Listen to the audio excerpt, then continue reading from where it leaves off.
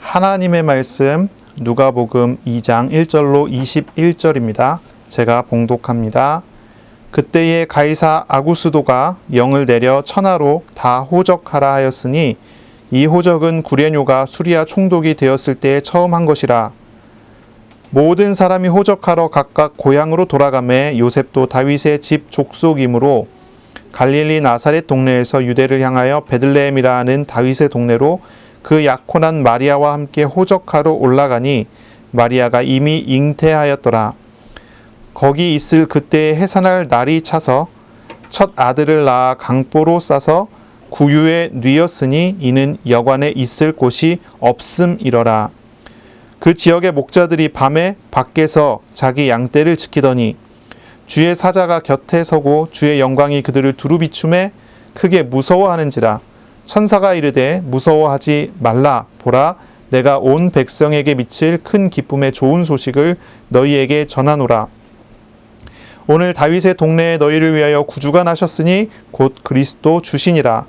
너희가 가서 강보에 쌓여 구유에 누여 있는 아기를 보리니 이것이 너희에게 표적이니라 하더니 호련히 수많은 천군이 그 천사들과 함께 하나님을 찬송하여 이르되 지극히 높은 곳에서는 하나님께 영광이요 땅에서는 하나님이 기뻐하신 사람들 중에 평화로다 하니라.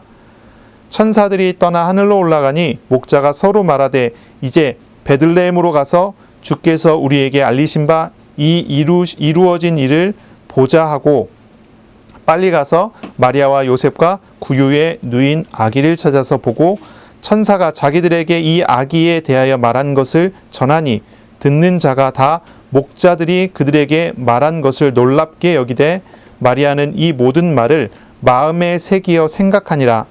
목자들은 자기들에게 이르던 바와 같이 듣고 본 그 모든 것으로 인하여 하나님께 영광을 돌리고 찬송하며 돌아가니라. 할례할 8일이 되매 그 이름을 예수라 하니 곧 잉태하기 전에 천사가 일컬은 바라라. 아멘. 오늘 말씀은 누가복음 2장 1절로 21절입니다. 참된 왕 예수님의 탄생이라는 제목으로 우리가 함께 말씀을 나누겠습니다. 오늘 본문에 보면은 2장 1절에 가이사 아구스도가 영을 내려 천하로 다 호적하라고 했다고 합니다. 이 호적 명령, 이거는 이제 가이사 아구스도예요. 가이사 아구스도. 가이사는 이제 로마 황제를 이야기하죠. 아구스도는 아우구스투스라는 이름의 이제 황제라는 거죠. 이제 원래는 이제 로마가 공화 정치를 했단 말이에요. 그런데 이제 이 가이사 아구스도의 아버지죠. 율리우스 카이사르라는 사람. 이 사람이 이제 공화정을 주장하는 사람들을, 정적들을 죽이고 본인이 황제의 자리에 오르려고 하고 황제의 자리에 오르고 난 다음에 이제 살해당해서 죽어요.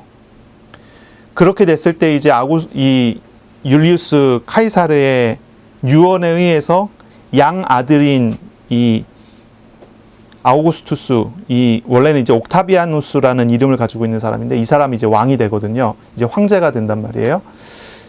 이제 황제가 되려고 하는데 이제 정적이 이제 나와서 전쟁하고 하는 그런 어떤 역사적인 이야기들이 있어요. 여기에 이제 누가 등장하냐면 이집트의 클레오파트라가 등장을 하고 클레오파트라하고 이제 안토니우스하고 이제 합쳐갖고 그쪽에 한 세력, 그리고 이 아우구스투스를 중심으로 한 이 옥타비아누스를 중심으로 한 세력이 전쟁을 해갖고 옥타비아누스가 이기게 되고 본인이 이제 황제가 돼요. 그래서 이제 로마의 공화정 정치를 완전히 무너뜨리고 전제 군주적인 황제가 되는, 그러니까 이제 그 아주 강력한 힘을 가진 황제 정치로 변경을 시도를 하거든요. 이 아구스도가요. 그래서 이제 예수님 오시기 전에 BC 27년에 로마 원로원으로부터 이 옥타비아누스라는 사람이 아우구스투스라고 하는 이름을 받아요. 이 아구스도라는 이름이 그 이름이에요. 이 아구스도라는 이름의 뜻은 뭐냐면 존엄자라고 하는 그런 의미인데 이거는 종교적인 의미를 같이 가지고 있거든요. 이 옥타비아누스, 이 아우구스투스라는 이름을 받은 사람, 이 사람은 가이사 아구스도라는 이름을 받아요. 우리가 예수님을 예수 그리스도라 부르듯이 이 사람은 가이사 아구스도가 되는 거예요. 이 나중에 이제 발견된 비석에 의하면 이 가이사 아구스도를 사람들이 뭐라고 불렀냐면 이렇게 불렀어요. 구세주, 신의 아들, 주님이다. 이 세 가지의 칭호를 불렀단 말이에요. 가이사 아구스도에게. 이 세 가지 칭호를 부르고, 그리고 이 가이사 아구스도가 황제가 된 다음에 로마가 어떻게 됐느냐라고 했을 때 이제 그 사람을 찬양하고 이야기하는 게 뭐냐면 이런 얘기를 해요. 가이사 아구스도를 통해서 전 세계가 평화로워졌다. 이렇게 외쳤단 말이에요. 이 가이사 아구스도가 통치하고 다스린 것이 벌써 20몇 년이 지난 상황이에요. 그러니까 이 20몇 년 동안에 로마 전체에는 어떤 분위기가 형성이 되어 있냐면 가이사 아구스도는 구세주요, 신의 아들이고 온 세상을 다스리는 주님이시다. 그리고 이 가이사 아구스도를 통해서 평화가 왔다. 이런 어떤 뭐랄까요? 찬양이라고 해야 되나요? 그런 노래나나요? 그런 소문들을 다 퍼져 있는 그런 상황인 거예요. 그런 상황 속에서 이 가이사 아구스도가 호적 명령을 합니다. 호적 명령. 그러니까 인구조사를 하는 거예요.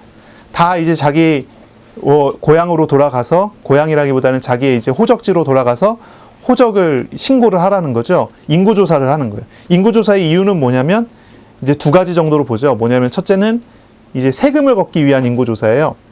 두 번째는 군대 징집을 위한 인구조사예요.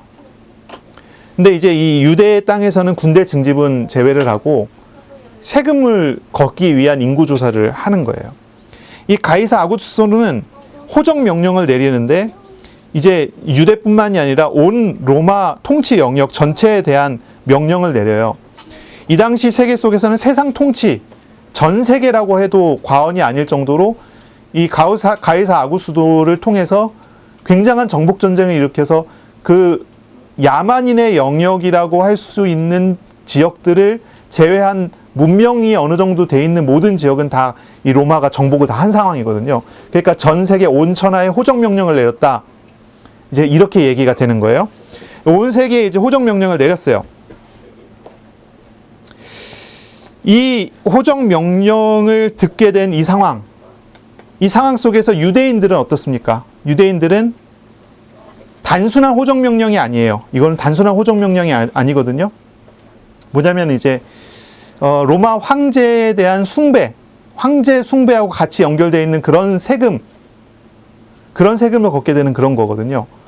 그래서 이제 로마 황제의 얼굴이 그려져 있는 화폐를 가지고 그것으로 세금을 내게 만들어서 우리는 이 로마 황제의 신민이고 이 로마 황제의 신하들이고 이 로마 황제의 통치 속에 있는 사람들이다라고 하는 그런 의미로서 이 세금을 내게 되는 거예요.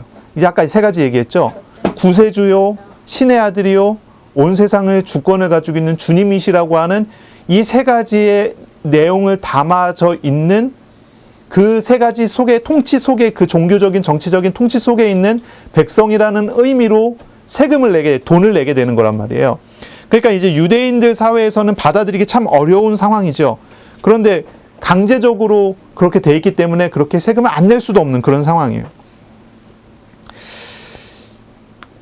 이 가이사 아구스도라고 하는 사람, 이 사람이 어떻게 구세주가 되고 어떻게 신의 아들이 되고 어떻게 주님이 됩니까? 역사 속에서는 분명히 이렇게 나타난 거예요. 로마의 군대로 상징되는 무력으로 이루어진 것이죠. 무력으로 이루어진 거예요. 칼로 이루어진 거예요. 이 옥타비아누스가 황제가 되고 그를 반대하는 사람들을 죽여서 자기 이치를 확립시켰어요.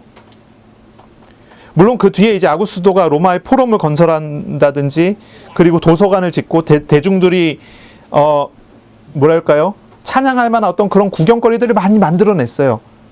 로마 시민들이 찬양할 만한 내용들. 물론 로마 시민을 제외한 나머지 노예 족속들은 전부 거기에 강제적으로 동원이 돼서 강제적으로 고통을 당하게 됐죠.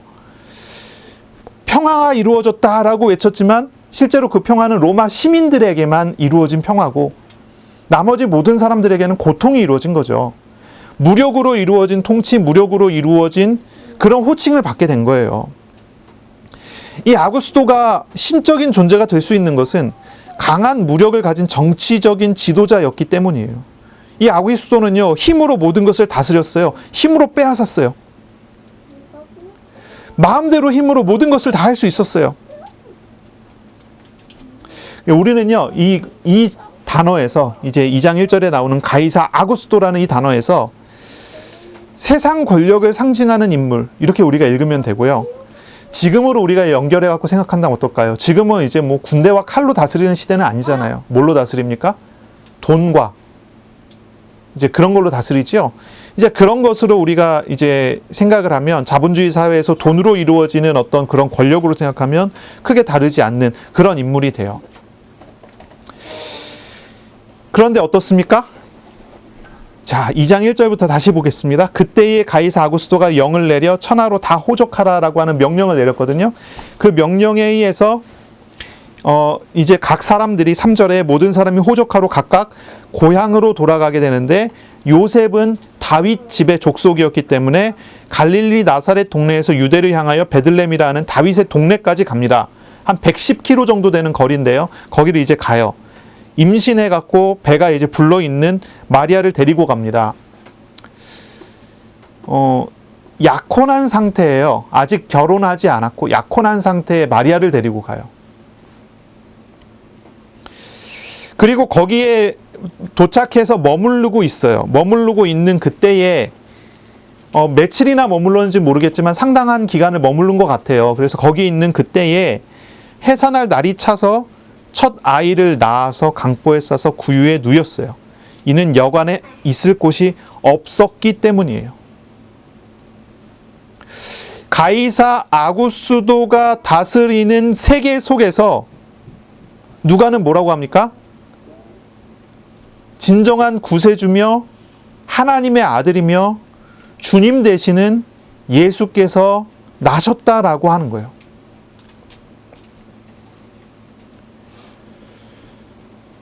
원래 예수님은 이제 미가서의 말씀에 따라 베들레헴에서 나셔야 해요. 메시아는 베들레헴에서 나셔야 하거든요. 그런데 나사렛에 있는 마리아와 요셉이 베들레헴까지 갈 일이 뭐가 있겠습니까? 110km나 되는 먼 거리잖아요. 그런데 딱 해산할 날 가까이 왔을 때 하나님께서 가이사 아구스도가 명령 내리게 하는 어떤 그런 일련의 과정을 통해서 이 베들레헴에 가서 아이를 낳도록 하셨어요. 이 모든 것이 정말 하나님께서 섭리하시는 그런 섭리를 보게 하지요. 갈라디아서 4장 4절에 보면 이런 말씀이 있어요. 때가 참에 하나님이 그 아들을 보내사 여자에게서 나게 하시고 율법 아래에 나게 하신 것은 이라고 하는 말씀이 있어요. 하나님께서 예수님을 보내시는 것은 예수님의 때가 찼을 때예요. 로마에 의해서 온 세계가 그 당시에 이제 뭐 아시아 이쪽은 이제 제외가 되겠지만요.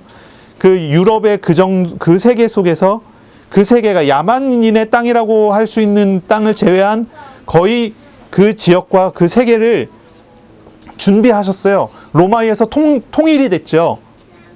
언어가 통일이 됐어요. 문화가 통일이 됐어요.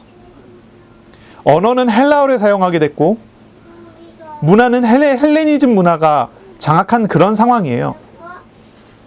그래서 어느 땅에 가도 헬라어가 통하고 어느 땅에 가도 로마의 깃발이 있는 그런 시기란 말이에요. 그런 때를 맞춰서 그런 때에 따라 아우구스토가 통치한 지 20여 년이 지난 다음에 그 때가 찼을 때 하나님께서 예수님을 보내신 거라는 거죠. 이것이 하나님의 섭리이고 하나님의 통치가 나타나는 어떤 그런 부분이에요. 가이사 아구스토는 자기가 온 세계를 통치한다고 하지만 실제로는 그 모든 것이 하나님의 주권 아래에 있을 수밖에 없다는 것이 이런 구절을 통해서 우리가 볼 수 있게 되는 거죠. 어쨌든 이러한 강력한 황제의 권력이 식민지인 유대 땅을 다스리고 있을 때예요. 그때 주님이며 신의 아들이며 구세주라고 불리는 평화를 가지고 왔다고 하는 가이사 아구스토가 다스리고 있을 그때에 누가는 진정한 평화의 왕, 진정한 구세주, 진정한 하나님의 아들, 진정한 주님이신 예수님이 탄생하셨다고 선포하는 거예요. 그런데 이 가이사와 예수님과는 엄청난 차이가 있어요. 엄청난 차이가 있습니다. 한번 생각해 보세요. 가이사 아구스도는 어떤 사람입니까? 아주 좋은 가문에 아주 좋은 배경을 힘입어서 태어난 사람이에요. 그리고 결국 그 신분에 의해서 황제의 양아들이 되고 정치력을 발휘해 갖고 황제가 된 사람이죠. 그런데 예수님 어떻습니까? 예수님은 좋지 않아요. 가난한 집에, 가난한 동네에 태어났어요. 가난한 동네에서 자라났어요. 예수님 마구간에서 태어나셨고 말구유에 누이셨어요. 아주 가난한 배경의 낮은 곳으로 오셨어요. 그런데 누가는 이 예수님이 진정한 왕이라고 얘기를 하는 거예요. 하나님의 아들이라고 얘기하는 거예요. 구세주라고, 주님이라고 이야기를 하는 거예요. 예수님은 가이사 아구스도와는 다르게 세상을 무력으로 통치하시지 않는 분이죠. 가이사 아구스도는 자신의 통치와 자신의 권력을 신적인 능력으로 포장을 했어요. 하지만 어떻습니까? 가이사 아구스도가 때에 따라 비참하게 죽게 되고 그 신적인 권력은 영원히 가지 않습니다. 하지만 가난한 마구간이 아니죠. 가난한 집안의 아들로 마구간에서 태어나는 우리 예수님 어떻습니까? 예수님의 통치와 권위는 임시적이지 않습니다. 영원하고 영원한 것이지요. 우리 그리스도는요, 이 가이사 아구스도와는 아주 다르신 분이세요. 우리 예수님은 하나님으로서 자기 백성을 죄에서 구원하기 위해서 오신 분이에요. 자기 백성을 비참한 데서, 죄에서, 고통스러운 데서 구원하시기 위해 오시기 때문에 이 그리스도께서는 가장 낮은 곳으로 오신 거죠. 가장 낮은 사람들, 비천한 사람들을 찾아서 오셨어요. 그들을 구원하고 그들을 살리기 위해서 오신 거예요. 이 그리스도께서는요, 이 가이사 아구스도가 폭력으로 모든 것을 다스리는 것과 다르게, 가이사 아구스도가 자신의 권력을 위해서 다른 사람을 죽이는 것과 다르게, 이 예수님께서는 자기 백성을 구원하기 위해 자기 백성들의 죄와 고통을 한 몸에 짊어지고 대신 십자가로 가시는 그런 분이시지요. 또한 자기 백성을 보호하시고 백성들을 인도하시기 위해서 원수 사탄 마귀를 심판하시려 죽으시고 부활하시는 하나님이시라는 거죠. 이 그리스도는요, 이 가이사 아구스도하고 아주 다르신 분이에요. 가이사 아구스도는 힘과 권력으로, 폭력으로 모든 것을 이루어내고 자신의 그 모든 것들을 신적인 것으로 포장했지만 결국은 흙으로 돌아간 인간에 불과한 것이지만, 우리 그리스도께서는 오셔서 가장 낮은 곳에 오셔서 가장 낮은 사람들부터 구원하시고 부르시고 그들과 함께 하시고 영원한 하나님의 나라의 백성으로 삼으시는 참된 왕이 되신 것이지요. 이 그리스도께서는 성삼위일체의 하나님의 성자 하나님으로서 세상을 창조하신 분이고 세상을 섭리대로 통치하시는 하나님이세요. 이 하나님께서 가장 낮은 곳으로 오셨다는 것. 이게 얼마나 놀라운 사건입니까? 우리 주님께서는 택하신 백성들을 위해서 가장 인격적으로 그리고 가장 선하신 뜻대로 통치하시기 원하셔서 가장 낮은 곳으로 오신 것이지요. 누가는 이 사실을 보게 된 거고 이것을 기록으로 성경으로 쓰게 된 거예요. 우리에게 진정한 복음이란 게 무엇입니까? 강력한 통치자가 나타난다는 것인가요? 힘과 무력으로 누군가를 억눌러서 적은 소수를 평화롭게 하는 그런 왕이 나타났다는 그런 뜻인가요? 우리를 평화롭게 하기 위해서 다른 사람을 억압시키고 다른 사람을 죽이게 하는 그런 왕이 나타났다는 그런 뜻이 아니잖아요. 그렇죠? 누가는 진정한 왕, 진정한 통치자가 나타났다고 하는 거예요. 어느 누구도 희생할 것이 아닙니다. 바로 하나님께서 우리의 죄와 고통을 짊어지셔서 우리를 살리신다고 하는 그런 의미의 왕이에요. 그런 의미의 통치를 우리 가운데 실현시키시고 나타내시는 왕이 오셨다는 거예요. 우리가 세상을 살아가면 어떻습니까? 굉장히 경쟁하잖아요. 그렇죠? 경쟁합니다. 늘 이야기하다 보면 경쟁이에요. 누구하고 비교해서 내가 경쟁하고 누구하고 비교해서 내가 좀 더 나아야 되고. 왜 그렇습니까? 다른 사람이 낮춰져야 내가 높아질 수 있기 때문이라고 생각을 하는 거예요. 세상은 물론 세상의 권력과 세상의 어떤 정치와 세상은 그렇게 흘러가는 게 당연한 것이죠. 어떤 정치인도 나보다 다른 사람을 더 높게 여기지 않습니다. 어떤 정치인도 선거에서 이기기 위해서 다른 사람을 죽이기 원하는 어떤 그런 흑색 선전을 하게 되는 거예요. 이게 정치뿐만이 아니에요. 사람들이 마찬가지죠. 어린이들이 학교에 가서 뭐 합니까? 경쟁해요. 내가 더 좋은 성적을 맞아야 되는 거예요. 다른 사람들보다. 그 다른 사람을 죽이고 내가 살기 원하는 거죠. 회사에 가서도 마찬가지죠. 다 똑같은 고만고만한 사람들 모아놓고서 내가 좀 더 인정받아야 되는 거예요. 다른 사람은 낮춰줘야 되고 내가 좀 더 높아져야 되는 거예요. 그래야지 내가 살아남을 수 있으니까요. 예, 그런 생각 가지고 살아가는 거예요. 그것이 세상의 통치고 세상의 삶이라고 생각해요. 심지어 교회조차 그런 거예요. 자기 교회 옆에 다른 교회가 이사를 오면요, 목사님들이 되게 속상해해요. 왜 그러냐면 여긴 내 영역이라 생각하는 거죠. 빼앗긴다 생각하는 거죠. 성도들도 마찬가지예요. 목사님이요, 이 성도를 칭찬하면요, 그 옆에 있는 다른 성도는 속상해해요. 왜요? 경쟁하는 거죠. 근데 하나님의 나라는 그렇지 않단 말이에요. 세상은 세상의 어떤 권력의 흐름에 의해서 묶여져 있어요. 심지어 교회조차도 그런 것처럼 보여요. 그러나 진짜 교회는 그렇지 않단 말이에요. 그런 게 아니에요. 우리에게 오시는 참된 왕은 그렇게 다스리시는 분이 아니에요. 힘과 권력과 무력으로 남을 죽이고 내가 살기 위한, 물론 방법은 달라지지만 현대사회에서는 돈을 가지고 내가 돈을 좀 더 벌어야 되고 남은 좀 더 덜 벌게 하는 어떤 그런 식으로 넘어가겠지만, 주님이 오신 것, 우리에게 찾아오신 참된 왕은 그런 통치, 그런 다스림을 하려고 오시는 분이 아니라는 거예요.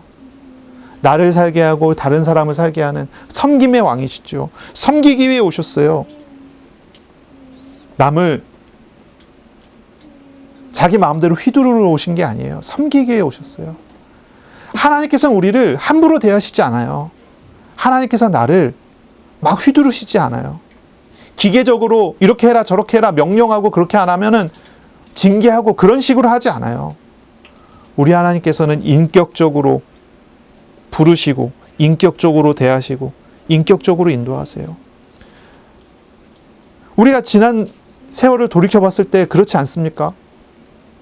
하나님께서 언제 우리에게 강제로 행하셨습니까? 하나님께서는 강제로 행하시지 않아요.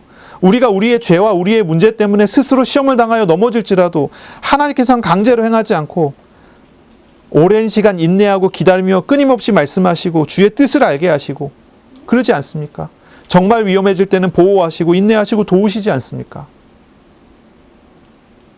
우리가 우리 이 세상을 살아가면서 우리 주님과 함께하는 살아가는 사람이라면 세상을 어떻게 살아가야 될까요? 남을 죽이고 일어서는 식으로 살아야 됩니까? 다른 사람을 섬기는 사람으로 살아야 합니까? 나를 살리기 위해 예수님께서 희생하셨어요. 내가 주님의 희생을 한 몸에 담고 살아가는 사람으로 다른 사람을 섬기고 다른 사람을 위해서 희생하는 사람이 되어야 되지 않겠어요? 그렇다고 그것이 정말로 진정한 나에게 손해가 될까요? 내가 희생한다고 해서 내가 빼앗기고 내가 잃어버리게 되는 걸까요? 하나님의 나라에 더 좋은 은혜 속에 살아가게 되는 거 아니겠어요?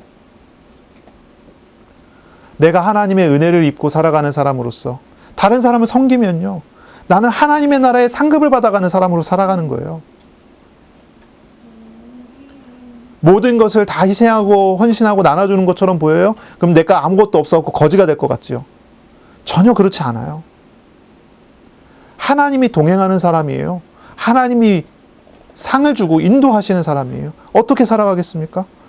문제는 뭐예요? 우리가 하나님의 자녀면서 하나님을 믿는다고 하면서 하나님을 의지하지 않는다는 거예요. 하나님을 진짜 믿지 않는 거예요. 세상 법칙을 믿지 하나님의 법칙을 믿지 않아요. 세상의 이론을 믿지 하나님의 인격을 믿지 않아요. 그러니 자꾸 뭐 합니까? 세상적으로, 육신적으로 자꾸 그렇게 도전하는 거예요. 남을 죽이고 내가 살기 위해서. 조금 마음이 선한 사람들은 남을 죽이려 하지 않죠. 나만 살라고 그러죠. 근데 내가 살려고 하는 그 방식 자체가 남을 죽이는 것이 담겨져 있단 말이죠. 그게 문제가 아니겠어요. 어쨌든 그렇습니다. 우리가 참된 왕이 오셨다는 소식, 이 소식을 우리가 잘 이해하고 알아들어야 돼요. 가이사 아구스도가 천하의 명령을 내렸는데, 근데 그 명령조차도 활용하셔서 진정한 왕이 오셨어요. 가이사 아구스도는 스스로가 구세주라고 얘기했어요. 자신이 세상을 구원했다고 얘기했어요. 가이사 아구스도가 스스로를 신의 아들이라고 했어요. 가이사 아구스도가 자기가 온 세계를 다스리는 주권자라고 주님이라고 했어요. 그러나 가이사 아구스도는 진짜 구세주가 아니에요. 진짜 신의 아들이 아니에요. 진짜 주님이 아니에요. 그건 가짜예요. 일부에게만 그것이 가능했어요. 10%도 안 되는 사람들에게 그 혜택을 주고 나머지 90%를 죽이는 사람이었어요. 소수의 로마 시민을 위해서 모든 이방 민족들을 다 죽이는 사람이었어요. 스파르타쿠스라는 영화를 아시죠? 어린이들은 모를 거예요. 그 청소년 관람 불가 영화거든요. 이 스파르타쿠스라는 드라마도 나오고 영화도 나오는데 어떤 내용입니까? 전쟁을 해서 로마가 이겨갔고요. 전쟁에서 진 민족 사람들을 끌고 와서요. 그 사람들을 검투사로 만드는 거예요. 노예 검투사. 노예로 끌고 와서 노예들끼리 서로 싸워서 죽고 죽이고 하는 것을 경기장에서 사람들이 영화 보듯이 TV 보듯이 관람하고 피 튀기면서 잔인하게 죽고 죽이는 그런 광경들을 기뻐하며 웃으며 술을 먹어 마시면서 로마 시민들이 기뻐하는 거예요. 그런 세계를 만들었다니까요. 가이사 아구스도가. 그가 진정한 구세주가 될 수가 없잖아요. 우리는 이거 사실을 잘 봐야 돼요. 우리의 왕이신 예수님은요, 그런 존재가 아니에요. 나에게 찾아오셔서 인격적으로 오셔서 죄인을 구원하기 위해 오셨으니 죄인을 만날 수 있는 가장 낮은 곳으로 오셔요. 죄인을 구원하러 오셨기 때문에 가장 비천한 처지를 찾아갖고 오셔요. 우리가 지난주에 읽었던 세례 요한은 어떻습니까? 세례 요한이 출생했을 때, 태어났을 때 이웃들과 친척들은 기쁨의 축하를 보였잖아요. 그런데 정작 예수님께서는 진정한 왕으로 오시는 우리 예수님께서는 그러한 축하와 그런 기쁨을 받지 못해요. 마리아와 요셉은 이웃을 떠났습니다. 마리아와 요셉을 이해하고 마리아와 요셉을 사랑하는 이웃들을 떠났어요. 110km나 떨어진 다윗의 동네까지 갔어요. 호적을 신고하러 갔어요. 베들레헴에 갔어요.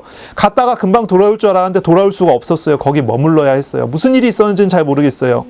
거기에 머물렀어요. 거기 머무르다 보니까 애를 낳을 때가 돼버렸어요. 그래서 애를 낳게 됐어요. 아무런 친밀한 관계에 있는 사람이 없는 곳에서 나셨어요. 거기다가 어떻습니까? 어떤 문제가 있습니까?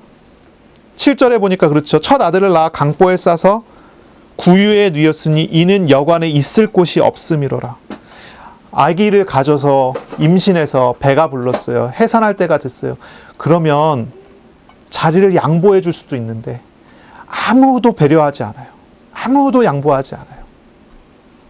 여기 이제 여관이라고 나오는데 헬라어 단어를 본다면 객실이거든요. 객실. 객실이라는 건 뭐냐면 이제 그 돈 주고 가서 머물게 되는 여관이나 호텔 같은 어떤 숙박업소가 아니에요. 그냥 일반 민가의 사랑방 같은 곳이에요. 사랑방. 근데 여기 이제 번역을 여관이라고 번역을 해놨는데 이제 그냥 사랑방 같은 곳이라고 생각하면 돼요. 옛날에 우리나라 조선시대 때 이제 집에서 살다 보면 누가 손님이 오면은 손님을 어디에 모시냐면 사랑방에 모시잖아요. 거기서 잠자게 하잖아요. 그런 곳이에요.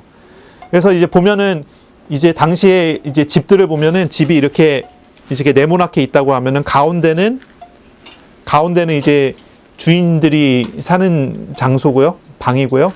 그리고 이쪽 끝에는 사랑방 같이 객실을 만들어 놔요. 그래서 누가 손님이 오면 대접을 하는 거죠. 이 중동의 문화 자체가 손님들을 굉장히 환대하는 문화이기 때문에 이 사랑방 같은 걸 만들어 놓는 거예요. 이 객실을 만들어 놓는 거예요. 그리고 이 반대쪽에는 뭐냐면은 말들이나 어떤 가축들이 살 수 있는 이제 그 마구간 같은 게 있어요. 축사 같은 게 붙어 있어요. 붙어 있는데 이제 따로 있는 게 아니고 그냥 같이 있어요. 이제 겨울이나 이렇게 됐을 때 짐승들에게 풀을 주기 위해서 밖에 나가지 않도록 이 안방과 축사가 붙어 있고 뚫려 있고 거기에 이제 그 말 구유가 그 사이에 있겠죠. 거기에다가 이제 음식을 넣어줄 수 있는. 그러니까 이제 다 보이는 현장인 거예요. 아기를 낳는다. 뭐가 된다. 어느 누구도 양보하지 않는 거예요. 배려하지 않는 거예요. 그런 상황인 거예요. 아마 그랬겠죠. 이 호적을 하러 온 사람들이 많아서 이 베들레헴에 있는 집집마다 사람들이 가득 차 있는 상황이었겠죠. 근데 그 동네는 서로 다 알지 않겠어요? 그렇게 넓은 동네가 아닌데. 아, 저기 아기가 난다 하는 걸 왜 모르겠어요? 다 알잖아요. 근데 아무도 배려하지 않아요. 외면을 당하는 거죠. 외면을 당해요. 예수님의 탄생에 대한 이스라엘의 어떤 모습, 이스라엘이 예수님의 탄생을 어떻게 대하는지를 보세요.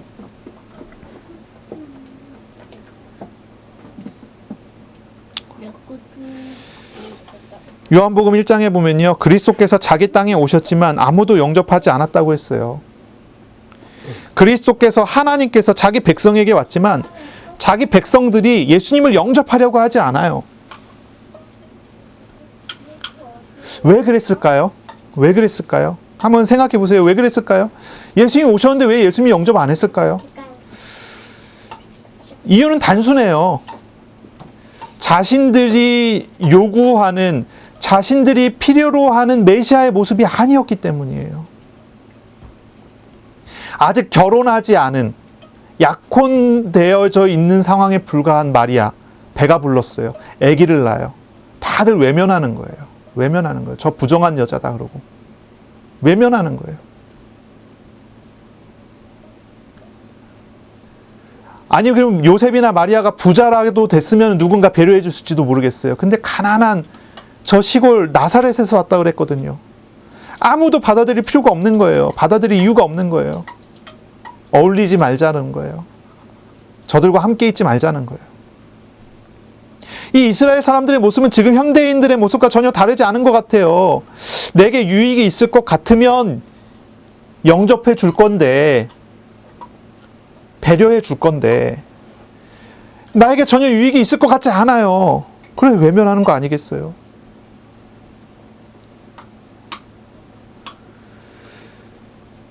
내가 믿는 예수님, 나에게 유익이 줄 것 같으니까 믿는 거 아니겠어요? 나에게 유익이 없다면 누가 예수님을 믿겠어요? 안 믿지. 그렇지 않겠습니까? 그러한 태도와 그러한 모습이라는 거예요. 아주 비인격적인, 이기적인 그런 믿음이죠. 사람들이 그래요. 교회를 다니면서 스스로 하나님 자녀라 하고, 스스로 나는 하나님의 백성이라 하지만 하나님을 인격적으로 알지도 않고 하나님의 말씀을 듣지만 순종하지 않아요. 자신들의 우상, 자신의 취향에 맞는 말만 골라서 듣는 사람들이 많아요. 이기적인 거예요. 이스라엘이 자신들이 하나님의 백성이라고 그러고 선민이라고 하지만 하나님을 어떻게 섬겨요? 선별적으로 섬기는 거예요. 선별적으로 하나님을 섬기는 거예요. 하나님 진짜 믿지 않아요. 자신들의 유익이 되지 않으면 하나님이 행하시는 일이라도 회방하기도 하는 거예요. 하나님의 마음과 생각에는 관심이 없고 자신의 유익을 위해서 하나님을 아주 비인격적으로 대우해요. 이게 문제가 아니겠어요? 아무도 예수님을 받아들이려 하지 않고 예수님을 영접하려고 하지 않는데, 그런데 하나님이 부르신 사람들이 나옵니다. 8절에 보면 나오죠. 그 지역의 목자들이 밤에 밖에서 자기 양떼를 지키더니 주의 사자가 곁에 서서 주의 영광이 그들을 두루 비춤에 크게 무서워하는지라. 하나님의 영광이 어디에 비춥니까? 성전에도 아니고 베들레헴에도 아니고 베들레헴 바깥에 있는 양떼들을 지키는 들판에 목자들에게 하나님의 영광이 비추는 거예요.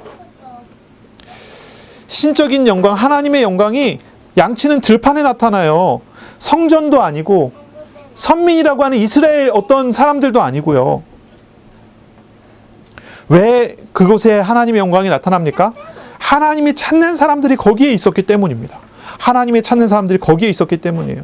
하나님께서 찾으신 사람들은요, 왕궁에 있는 왕, 귀족들, 이런 사람들이 아니었어요. 성전의 제사장이 아니었어요. 주님께서는 들판에 목자들을 부르셨어요. 목자들을 부르셨습니다. 왜냐하면 그들이 참으로 구원을 필요로 하는, 하나님이 구원을 필요로 하는 그런 사람들이었기 때문이에요. 요한복음 1장 12절 13절을 보면 그렇죠. 영접하는 자, 곧 그 이름을 믿는 자에게는 하나님의 자녀가 되는 권세를 주셨다 그랬어요. 그런데 뭐라 합니까? 이것은요, 하나님의 자녀가 되는 것은요, 영접하는 것은요, 혈통으로나 육정으로나 사람의 뜻으로 나지 않고 오직 하나님의 뜻으로 난 사람들이라고 했어요. 혈통으로나 육정으로나 사람의 뜻을 의지하는 사람들은 예수님을 영접하지 않습니다.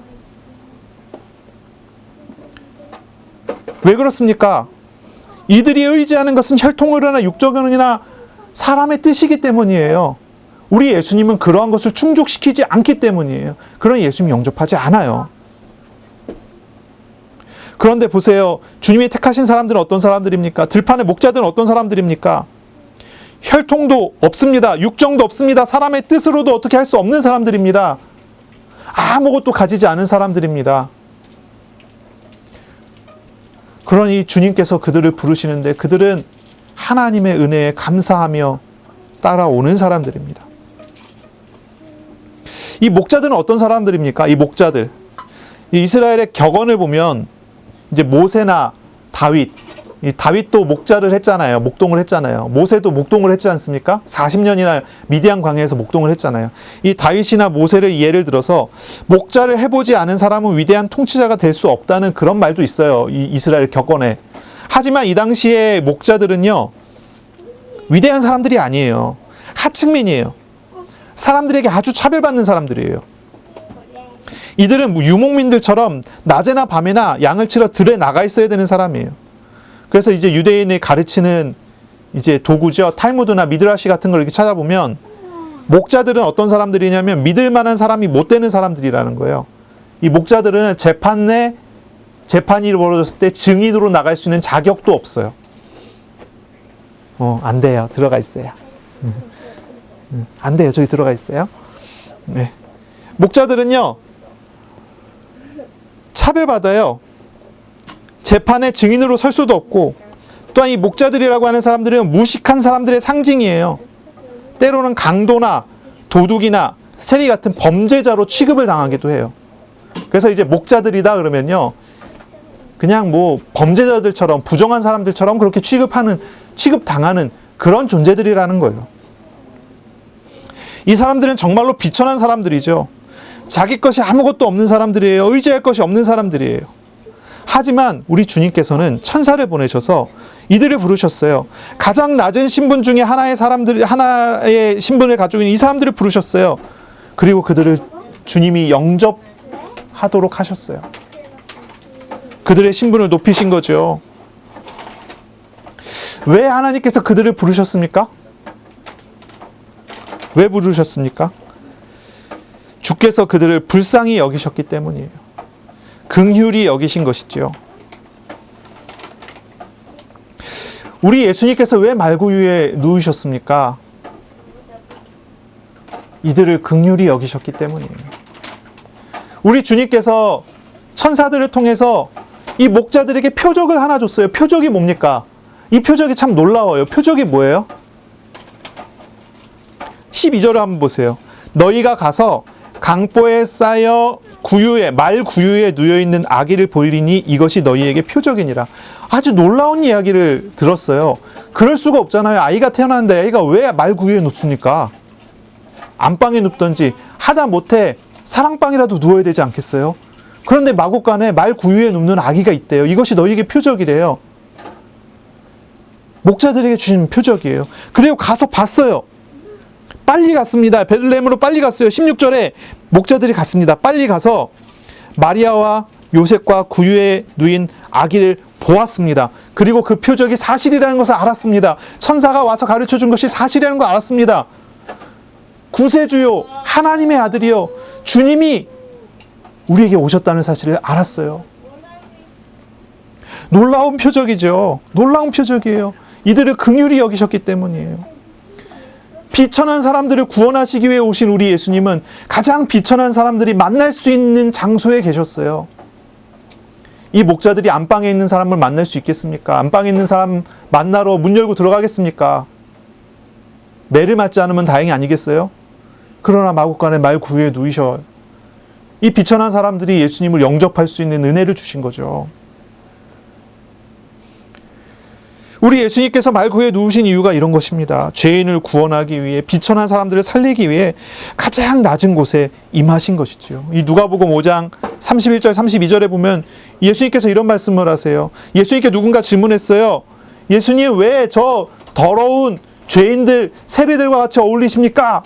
예수님 대답하셨어요. 누가복음 5장 31절 32절입니다. 예수께서 대답하여 이르시되 건강한 자에게는 의사가 쓸데없고 병든 자에게라야 쓸데있나니 내가 의인을 부르러 온 것이 아니요 죄인을 불러 회개시키러 왔노라. 우리 예수님께서는 이렇게 은혜를 주신 거죠. 이 목자들은요, 베들레헴에 가서 마리아와 요셉에게 천사가 해줬던 말을 전달을 합니다. 천사가 이렇게 얘기해줬어요. 나에게 이렇게 표적이라고 얘기해줬어요. 천사가 한 말이 이거예요. 가서 이야기하는 거예요. 천사가 뭐라고 했습니까? 10절입니다. 천사가 이르되 무서워하지 말라. 보라, 내가 온 백성에게 미칠 큰 기쁨의 좋은 소식을 너희에게 전하노라. 이 큰 기쁨의 좋은 소식이 뭡니까? 12절입니다. 11절입니다.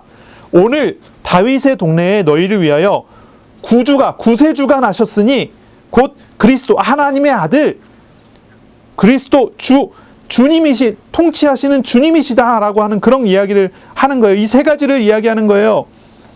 베들레헴에 구세주이시며 하나님의 아들이시며 주님이 오셨다는 거예요.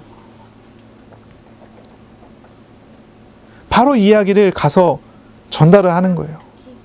거기서 만났던 사람들은 그 말을 듣고 다 놀랍게 여겼습니다. 놀랍게 여겼어요. 표적이 강보에 쌓여 구유에 누인 아기라고 했습니다. 와서 봤더니 그 표적 그대로입니다. 지시한 것이 그대로입니다. 그 말을 듣고 사람들이 다 놀랍게 여겼어요. 어떻게 저 베들레헴 밖에서 양치는 목자들이 아이가 낳는지 알고 찾아왔는가? 그리고 이 사람들이 하는 말이 들었다는 이야기가 정말 그대로 돼 있다는 사실을 보고 놀란 거죠. 그러나 마리아는 그 말을 마음에 새기고 생각했다. 마리아의 믿음이라는 것이 여기 또 나오는 거죠. 마리아는 그랬다는 거죠. 그리고 난 다음에 이 목자들은 어떻습니까? 돌아갑니다. 돌아가면서 하나님께 영광을 돌리죠. 하나님께 영광을 돌리고 찬송하며 돌아가요. 이 목자들은요, 그리스도를 만났어요. 그리스도로 말미암아 놀라운 은혜를 받았어요. 어떤 것입니까? 두려움을 이기는 기쁨의 근원 되신 그리스도를 만난 거예요. 이 목자들은 굉장히 두려워했어요. 주의 영광이 나타나니 그 영광 앞에 두려워합니다. 그러나 그 영광으로 인하여 두려워했지만 그 두려움을 이겨낼 수 있는 큰 기쁨의 큰 기쁨을 만난 거죠. 우리들이 사실 많은 두려움을 가지고 살아갈 수 있어요. 어떤 두려움이 있을 수 있겠습니까? 이 목자들이 주의 천사를 만나 하나님의 영광을 봤을 때 어떤 두려움을 가졌겠습니까? 첫째는 죽게 됐구나. 죽음에 대한 두려움이었을 거고, 또는 어떤 두려움이었겠습니까? 내가 이렇게 비천한 상황에서도 이렇게 아둥바둥 살아남으려고 했는데 이제 죽게 됐구나. 피할 길이 없구나. 그런 두려움 아니었겠어요? 자신의 죄라는 것에 노예가 되어 있는 상황인데요. 자신이 죄이라는 걸 깨닫고 두려워하지 않았겠어요? 죄의 벌을 깨닫고 두려워하지 않았겠어요? 이제 여러 가지 두려움을 가져요. 그러나 이 천사는요, 이 두려움을 이길 수 있는 큰 기쁨의 놀라운 소식을 전해줘요. 이 목자들은 자기가 죽게 됐다라고 생각을 하고 두려워했지만, 이제 내가 지옥에 떨어지겠구나라고 생각하며 두려워했지만, 심판하시는 하나님 앞에 섰다는 그런 생각으로 두려워했지만, 이 천사가 전해주는 이 기쁨의 소식은요, 그들을 두려움에서 기쁨으로 바뀌어주는 소식이 되는 거예요. 그것이 무엇입니까? 구세주이시며 하나님의 아들이시며 주님이신 예수님이 우리에게 오셨다고 하는 소식이에요. 그리스도께서 구원하시는 사역을 하러 오셨습니다. 그분을 만나게 됐다는 소식이에요.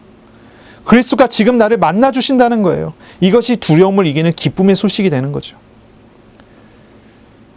저와 여러분은 그리스도를 만나셨습니까? 그 그리스도께서 우리를 모든 죽음과 죄악과 죄에 노예된 모든 두려움에서 우리를 구원하시는 분이 맞으십니까? 우리 주님을 잘 알아가시길 바랍니다. 주님과 동행하시고 주님 안에 있는 기쁨을 누리시기를 바랍니다. 이 천사들은요, 주님의 말씀을 들었습니다. 그리고 주님의 말씀을 듣고 이 목자들이 천사를 통해서 주님의 말씀을 듣고 이 천사들은 천군과 함께 찬양을 합니다. 14절이죠. 아주 유명한, 이게 첫 번째 불려진 크리스마스 캐롤이에요. 첫 번째 불려진 크리스마스 캐롤 2장 14절입니다. 지극히 높은 곳에서는 하나님께 영광이요 땅에서는 하나님이 기뻐하신 사람들 중에 평화로다 하니라. 이 크리스마스 캐롤이 불리죠. 주님의 나신 것을 찬양하는 그런 찬양이 불려요. 주님을 만난 사람은요, 기쁠 뿐 아니라요, 평화를 누리게 됩니다. 어떤 상황이나 환경이라도 모든 것의 주권자이신 하나님의 은혜를 누리게 됩니다. 하나님의 신뢰하심, 하나님을 신뢰하게 되므로 평화를 누리게 됩니다. 참된 평화가 어디에 있습니까? 가이사 아구스토를 통해 이루어진 평화가 평화입니까? 많은 사람들의 눈물 위에 쌓아진 잠시 잠깐의 안정감이라는 것이 평화이겠습니까? 그건 평화가 아니죠. 그러나 우리 그리스도 안에서 이루어지는 참된 평화가 선포되는 거예요. 구세주와 하나님의 아들 되심과 주님 되신 그리스도 안에서 이루어지는 하나님이 기뻐하심을 입은 사람들, 그 사람들에게 이루어지는 평화, 그 평화가 나타나는 것이죠. 참된 평화가 어디에 있습니까? 그리스도 안에 있습니다. 신실하신 우리 주님의 구름기둥, 불기둥 아래 있어요. 이것을 우리가 알아가야 되겠죠. 크리스마스, 예수님이 나신 날은 언제입니까? 날짜. 언제예요? 12월 25일은요, 그냥 그렇게 하자라고 약속한 거예요. 그날 예수님이 나셨다는 어떤 증거도 없어요. 원래 12월 25일은 로마의 축제날이었어요. 로마가 태양신을 기뻐하기 위해 그날을 휴일로 정하고 축제를 했는데, 콘스탄틴 황제가 예수님을 믿게 되고 자신이 기독교인으로 공인을 하니까 그때부터 이제 태양신을 섬길 수가 없잖아요. 휴일을 없애버려야 되는데 없애버릴 수도 없고, 그러니까 차라리 그날을 예수님 나신 날로 기뻐하자 해갖고 그날을 크리스마스로 바꿔버린 거예요. 크리스마스는 실제로 언제인지 몰라요. 날짜가 어떻게 되는지 아는 사람이 아무도 없어요. 추측은 가능해요. 겨울이에요. 왜 겨울이냐면 베들레헴 근처에서 목자들이 양을 치고 있는 시기니까 겨울이에요. 그 시기에 겨울이에요. 여름에는 목자들이 양을 데리고 다른 지역으로 이동을 해갖고 양을 쳐야 되거든요. 그러니까 이제 겨울이라는 건 알아요. 근데 그때가 실제로 며칠인지는 몰라요. 겨울 중에 하나죠. 그래서 어떤 사람은 이제 12월 25일이라 얘기하는 사람이 있고, 어떤 사람은 1월 6일이라 얘기하는 사람도 있어요. 1월 6일을 크리스마스로 생각하고 지내는 사람들도 있거든요. 아무도 몰라요. 날짜는 다 무시해도 돼요. 우리에게 중요한 건 뭐냐면 예수님께서 오셨다는 거고, 그 예수님께서 오셔서 지금도 우리와 함께 하신다는 거죠. 우리에게 평화를 주시고 우리와 함께 하신다는 그 사실이죠. 우리 주님께서는 우리에게 오셔서요, 낮은 자를 높이셨어요. 높은 자를 낮추셨어요. 저와 여러분, 우리는요, 하나님의 나라의 백성된 삶을 살아가야 합니다. 그렇지 않겠어요? 하나님 나라의 백성된 삶을 살아가야 되죠. 불신자처럼, 세상 사람들처럼 살지 않아야 돼요. 말씀을 묵상하세요. 세상의 기준을 내려놓고 하나님의 시각으로 세상을 봐야 돼요. 남을 죽이고 살아남으려고 하는 그런 식으로는 곤란해요. 하나님 나라는 그런 식으로 사는 나라가 아니에요. 우리가 이 땅에 살아가지만 이 땅에서 하나님 나라를 누리면서 살아가야 되지 않겠습니까? 천국을 누려야 되지 않겠어요? 그런데 이 땅을 자꾸 우리 자신이 스스로가 천국이 되지 않도록 만들어요. 그건 주님의 통치 방식이 아니에요. 주님이 이끌어 가시는 방식이 아니에요. 우리는 세상에서 서로 죽고 죽이는 식의 방식으로 살아가면 안 돼요. 하나님이 함께하는 사람답게, 하나님의 통치를 받는 사람답게, 하나님의 평화를 누리는 사람답게 살아가야 되죠. 그런 삶이 어떤 삶입니까? 섬기는 삶이에요. 섬기는 삶. 내가 손해보고 내가 희생하는 것 같아요? 괜찮아요. 주님을 섬기며 주님과 동행하는 삶을 사는 거예요. 하나님이 하시는 대로, 하나님이 이끌어 가시는 대로를 따라가는 그런 삶을 사는 것입니다. 모든 것을 주관하시는 참 하나님을 아시기 바랍니다. 우리의 삶에서 하나님의 나라의 백성됨을 누려야 됩니다. 우리가 작은 것을 내려놓을 때, 우리가 작은 것에서부터 하나님 앞에 섬김으로 나아갈 때 하나님께서 우리를 높이시는 은혜를 누리게 될 거예요. 참된 왕, 섬기시는 왕, 우리 예수님을 바라보시고 예수님과 동행하는 그런 한 주간 되시기를 바랍니다. 기도합니다. 하나님 감사합니다. 우리 주님 우리에게 오셔서 행하신 주님의 놀라운 은혜와 주님의 사랑을 바라봅니다. 주님의 섬기심을 바라봅니다. 주님이 이루신 평화를 소망합니다. 연약한 우리들이지만 우리의 삶과 우리의 생활, 우리의 발걸음 위에 하나님의 통치를, 하나님의 인도하심을 누리도록 우리를 인도하여 주옵소서. 우리의 마음과 생각, 우리의 믿음이 주님 앞에 온전하게 세워져 가도록 복 내려 주옵소서. 세상을 살아가며 세상과 싸우기보다 주님과 동행하여 세상을 섬기는 자 되게 하여 주옵소서. 예수 그리스도의 이름으로 감사하며 기도합니다. 아멘. 우리 구주 예수 그리스도의 은혜와 하나님의 사랑하심과 성령의 교통하심이 이제로 영원까지 항상 함께 있을지어다. 아멘.